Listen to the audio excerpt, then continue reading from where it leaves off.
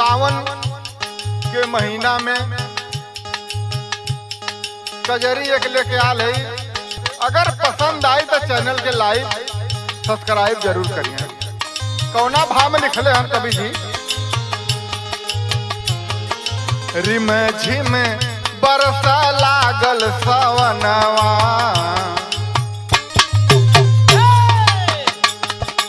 रिम झिम बरसा लागल सवनवा, घरवा नाही सजनवा ना।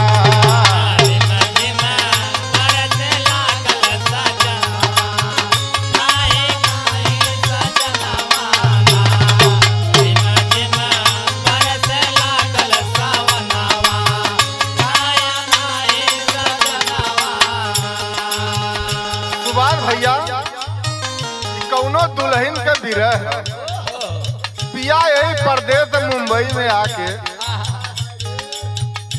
गर्मी बीत गल, जाड़ो बीत गल रहल, बरसात भी आगल। सावन के महीना में दुल्हन फोन कैले कि का हो सवनों में न अइबे का। वो दुल्हन बिरह में कहले, रिम झिम बरसा लागल सवनवा, घरवा नाही सजनवा ना।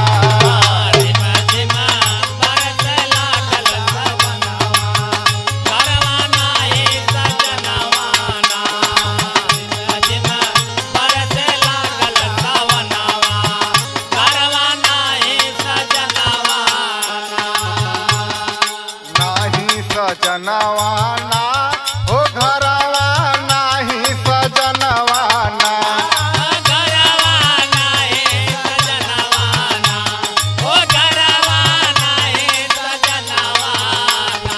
रिम झिम बरसा लागल सवनवा, घरवा नाही सजनवा ना।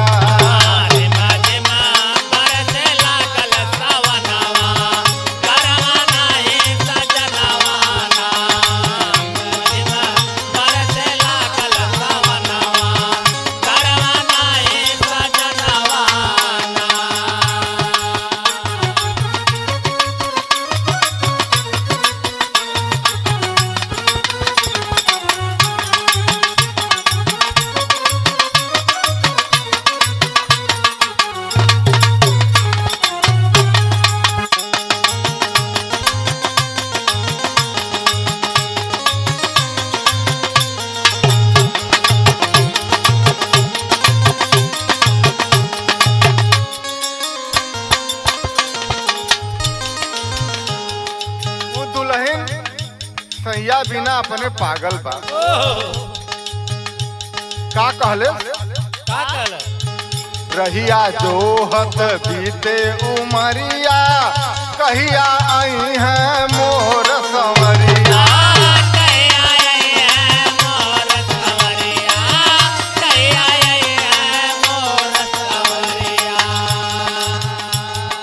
रहिया जोहत बीते उमरिया, कहिया आई है मोर संवरिया।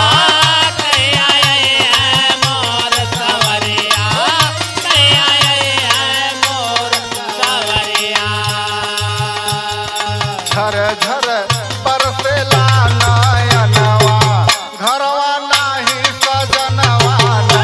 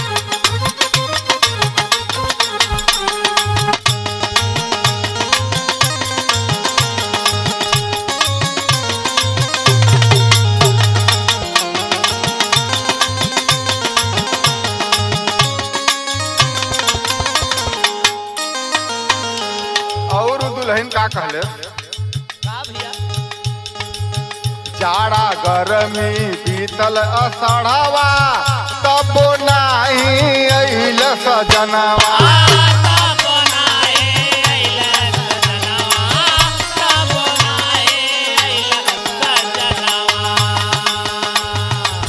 जाड़ा गरमी बीतल अषाढ़वा तबो नाही अइल सजनवा।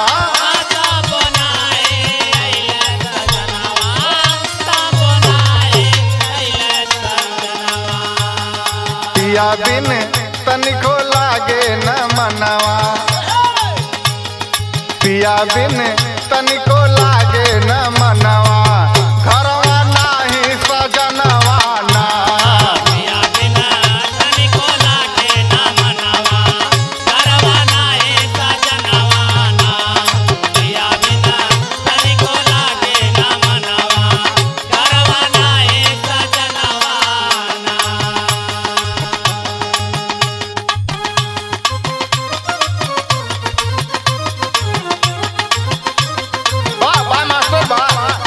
जवाब नहीं खे तो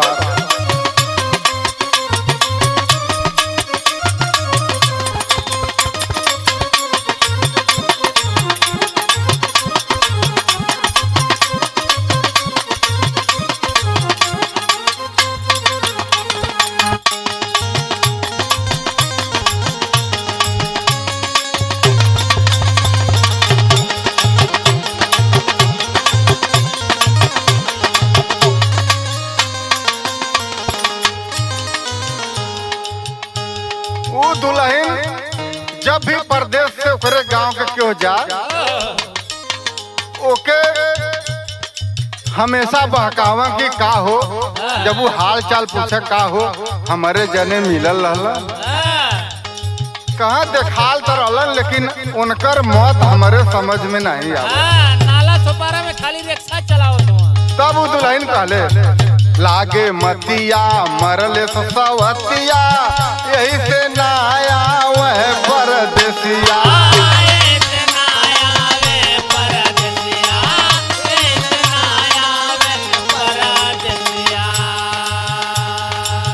लागे मतिया मरल सवतिया यही से ना आया वह परदेसिया।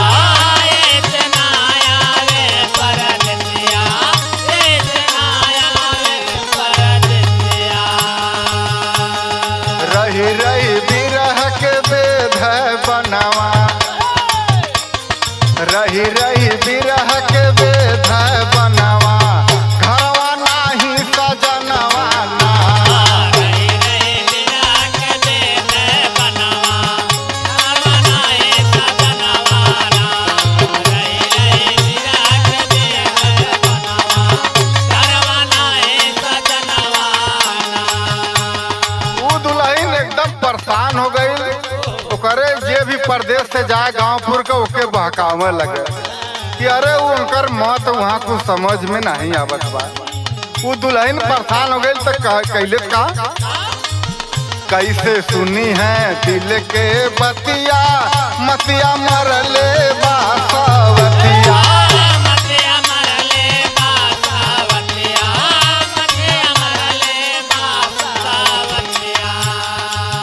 कैसे सुनी है दिल के बतिया मतिया मरले बासवतिया।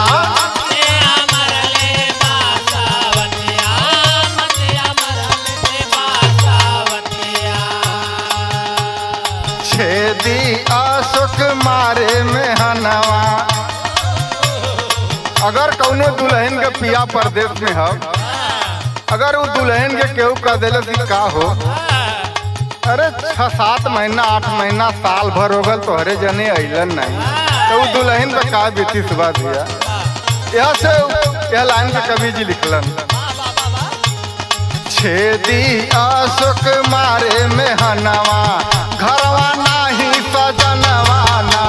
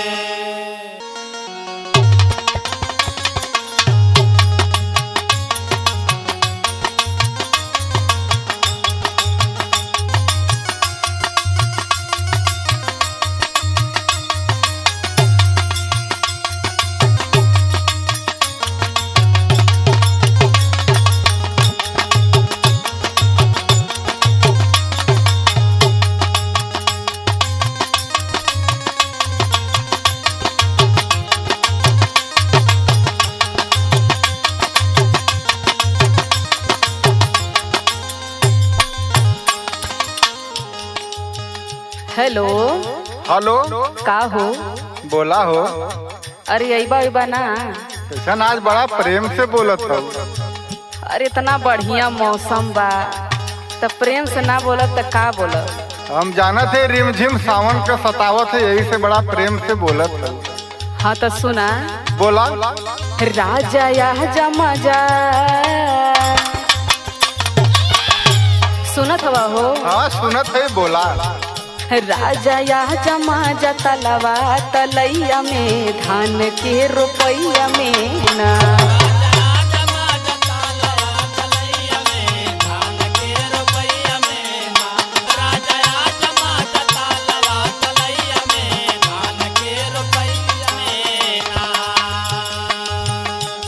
हमहू तो सोचत भाई आवे के। अच्छा। लेकिन का करी, बड़ी परेशानी बायदा जब से आल भाई। का परेशानी बा हो? सुना। बोला। तोहरे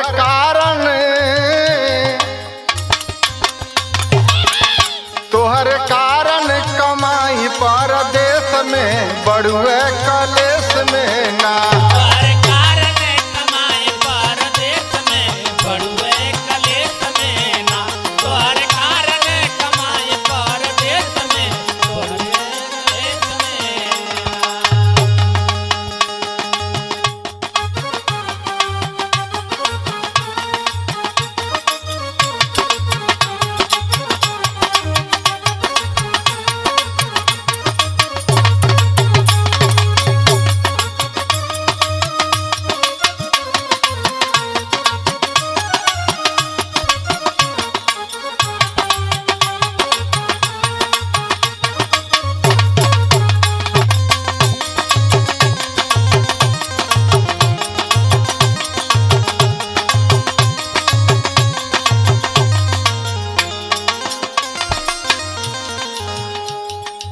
अरे यही से तो कहत है कि टेंशन उनसन छोड़ के चल आवा। अरे उतना 2 महीना गर्मी सतावत रहल तो कैसो भगवान बरसा लगलन तो इतना बरस देलन कि ठगुना करियाही भर पानी रोड पर बुड़ल बा। देखा कलेस उलेस कैले से होई ना कुछ। ड्यूटी पर जात रहे, छाता चप्पल दोनों बह गल। तो वही से तो कहत है, हमार बात सुना। बोला। सावना के भोगर आज बढ़िया मौसम के मिजाज।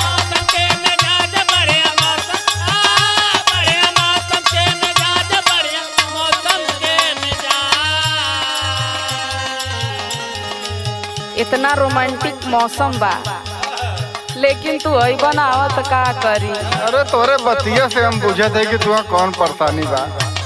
सावना के भोगर आज बढ़िया मौसम के मिजाज।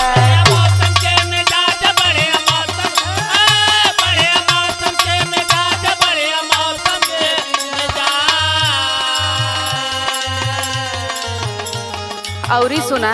बोला। नीक हवा लागे, बड़ा नीक हवा लागेला मड़ैया में धान के रुपैया में ना।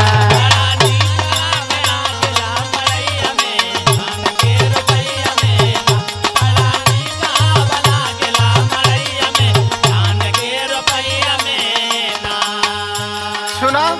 बोला। हम जानत है कि सावन का बयार बहुत हुई शीतलहर, तो तुहे जरूर तकलीफ हमारे याद आवत हुई। लेकिन सुना। बोला। याद मड़ई के मजा से भोगी यहाँ सजा।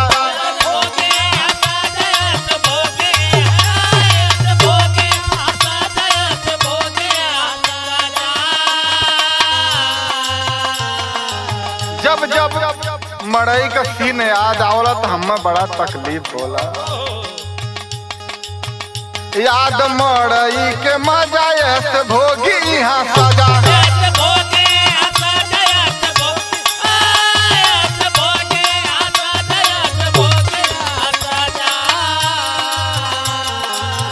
लड़का लड़की खातिर वही में हम कुल न टेंशन बा। लड़का का पढ़ाई बा, लिखाई बा, कपड़ा लत्ता बा, ओके बाबू माई के खर्चा बा, सब न हम देखा के बा। वो तो है बा। खाली उन्हीं के देखा। नहीं भाई तोहू के देखा। सुना बोला। लड़की लड़का खातिर छोड़ दिए देश गोरी बड़ुए कलेश गोरी ना।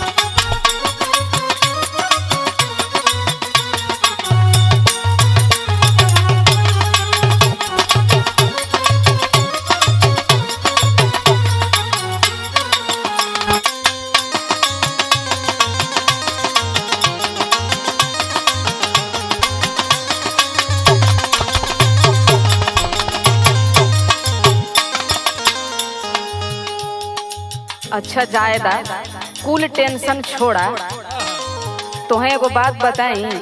बोला। ला सुना। बोला। आई बधान रोपवई बतोह के मड़ई में सुतईबे।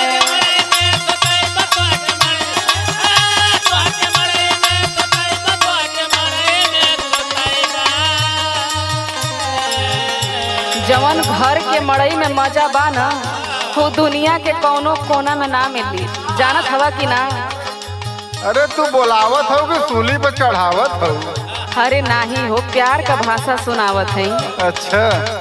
आई बधान रोपवई बतोह के मड़ई में सुतईबे।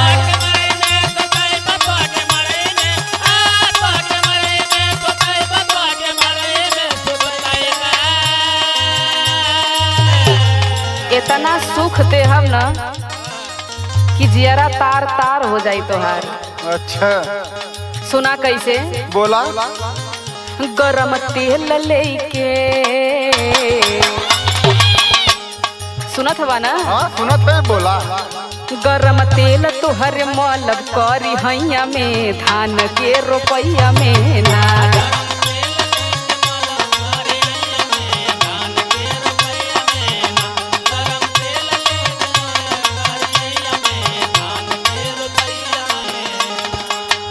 बुझला? हाँ बुझत है, लेकिन सुना तेलों से बड़ा परेशानी होला। कौन परेशानी हो? कहीं कहीं काम भी कर जाला तेल। अच्छा। लेकिन सुना। बोला। एक जने ऐसा प्रदेश में रहलन, उनकर मेहरारू बुला ले धान के रोपाई में। उनकर हालत का भइल रहल सुना। बतावा त।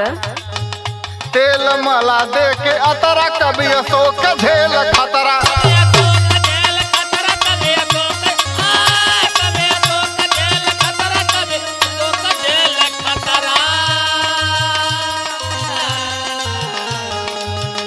तेल मला दे के अतरा कभी अशोक झेल खतरा।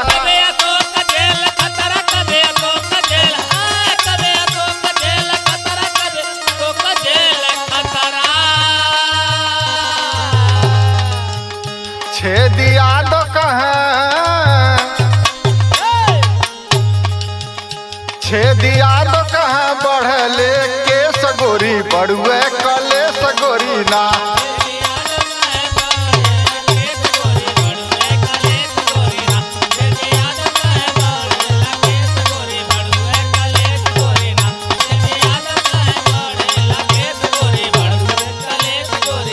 राजा आजा माजा तलवा तलैया में धान के रोपैया में ना।